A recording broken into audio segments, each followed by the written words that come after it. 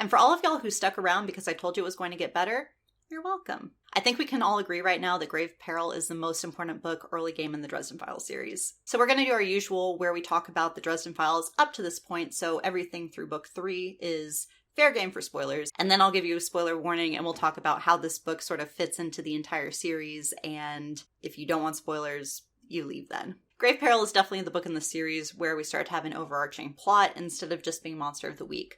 Although this book does start out as a detective noir Monster of the Week type thing when Lydia walks into Dresden's door and tries to seduce him into helping her. And as always, we get Dresden being a perv in his head, but being a gentleman, or at least like trying to be respectable in real life.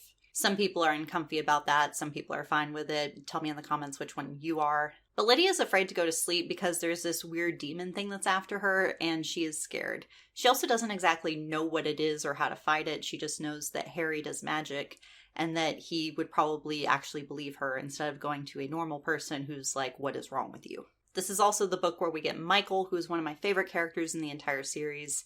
And I thought it was really cool how he soul-gazed Harry at the beginning. We don't actually get that experience described as in detail as I would have liked, but we know that it happened, and there's some clever banter. I think Jim Butcher finally figured out what the series was supposed to be, and then he just leaned into it, and the payoff was fantastic. We also had Murphy sort of fall victim to the thing that Lydia was scared of, and I think that this whole experience, while traumatizing for her, sort of solidifies her trust of Dresden. Remember, they've been having trust issues for 2 books at this point, and I think that her finally having to rely on him to save her and not screw her over is something that built a lot of trust there and builds their relationship for books to come. No spoilers, but this conclusion is pretty obvious. We also meet Thomas and Justine, and these characters, to me, are very, very interesting, along with sunsetting Bianca. Let's just cut to the chase and get to Bianca's party. This is the part of the story where you start to see all the political intrigue come in, all the different sides and factions, and you start to realize that this story and this world is a lot bigger than what we expected from just reading the first 2 books. You have the Unseelie Accords and guest rights and like little laws and practices that are really, really bad if you go against them. And of course, Harry doesn't like rules anyways, so this just makes his life even harder. Harry's affinity for hating rules probably helped make his decision a little bit easier, even though now we know that there is a war between the White Council and the Red Court vampires. Considering that he was just taken out from under the doom of Damocles, I think there's going to be a lot of repercussions, and that this is sort of going to be the driving plot point going forward in the story. Alright, so now I'm very excited to talk about how this book sort of ties into the rest of the series. So if you haven't read this book, go read book 4, I think it's called Summer Night, and then come back and watch the rest of this video because this is where it gets good. Okay, so this book is actually way more important than any of us gave it credit for when we first read the series. If you go back to some word of Jim, there was something that happened in this book, a decision that was made by Harry, where if he had made a different decision, something different would have happened.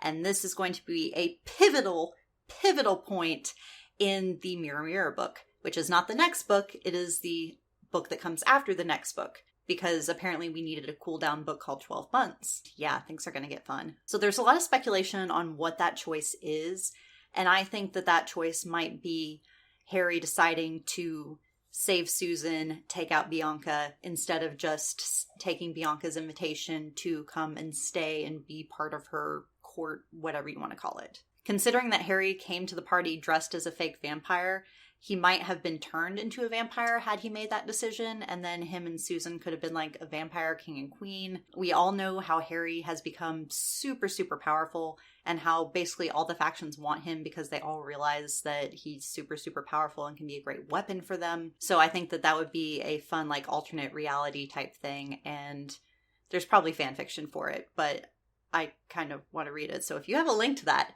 put it in the comments down below. There was also this weird conversation between Michael and the Lianshi, where she's like, I will give you your sword back if you give me your firstborn daughter. Canonically, that makes sense because the Shi are known for wanting to take children, especially like the firstborn child, and make deals, and it's all very twisted.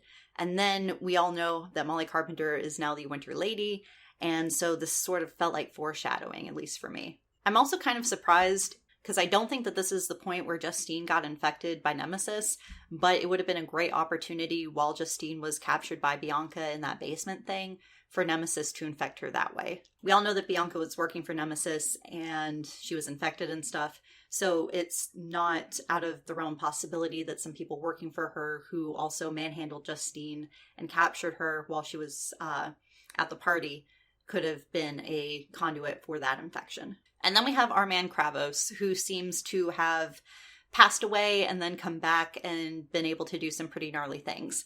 Now, we all know that necromancy is something that comes back later on. You have Cal and Komori, who were also at that party. This was a really important party, y'all. But Cal and Komori, just as a tangent, were the people who were handing off the boxes of treasure to each of the esteemed guests who were in attendance. They also handed this sword, or not the sword, but this bucket of gold off to Halifax. I'm probably saying his name wrong, but the dragon guy. And that gold pops up in one of Marcone's safes in Skin Game. So that dragon, he might be infected, which is kind of terrible because he was the only entity at the peace talks who was addressed by Ithunu, which means that he's very, very powerful. And even if they were like keeping things on the down low and he wasn't actually supposed to like blow his cover at that point, he could still be infected, and we're just assuming he's not at this point. But anyways, going back to the whole like necromancy fun time stuff, Kravos was able to do a lot of nasty magic through dreams, even though he was technically deceased. So I think that this sets up us to be able to make assumptions about other characters who are supposedly DED dead, namely Justin Dumorn and Kemmler, and any host of people that are possibly tangentially related. Because we all know that Justin Dumorn was at the final attack when the White Council finally took out Kemmler.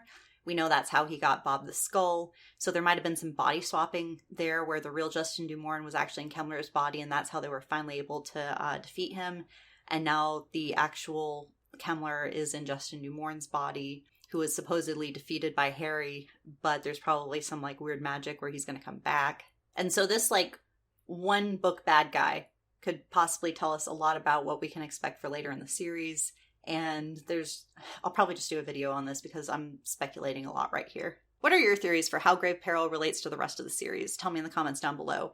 And if you like what I do and like Dresden Files stuff, you should subscribe and join the Caffeination. We'd love to have you. I post bookish videos as often as I can. I'm doing a lot of back filming right now, so hopefully I'll be consistent and do a lot more Dresden Files theory stuff because I think that's fun. Like, share, subscribe on all your social media, and if you think I suck at this, leave me a comment down below, and I'll try to suck better next time. Bye!